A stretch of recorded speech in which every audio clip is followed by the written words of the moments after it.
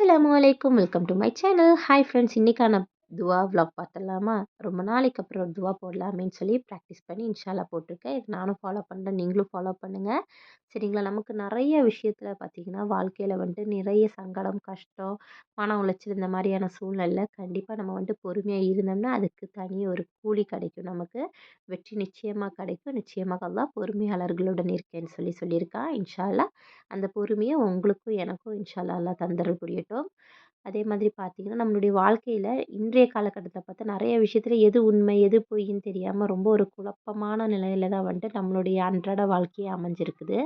அதுக்காக நமக்கு ரொம்ப முக்கியமான ஒரு விஷயத்துல இதுல எதுதான் உண்மையா இருக்குது அப்படிங்கிற நம்ம தெரிஞ்சுக்கணுங்கிற பட்சத்துல பார்த்தீங்கன்னா, ஐவேளை தொழுகைக்கு அப்புறமும் ஃபாத்தியா சூரா ஓதி, அது கூடவே நாஸ் சூராவும், குல் அவுது பிரப்பினாஸ் இருக்கு இல்லைங்களா?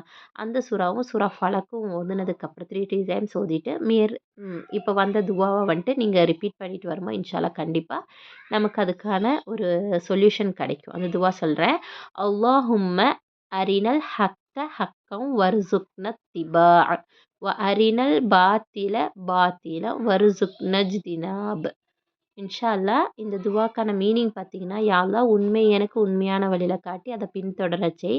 மேலும் எது பொய்யோ அது எனக்கு அத காட்டுனதுக்கு அப்புறமா அதுலேருந்து விலக்கி வையி அப்படிங்கிற மாரியான அர்த்தம் தான் இதுக்கான அர்த்தம்.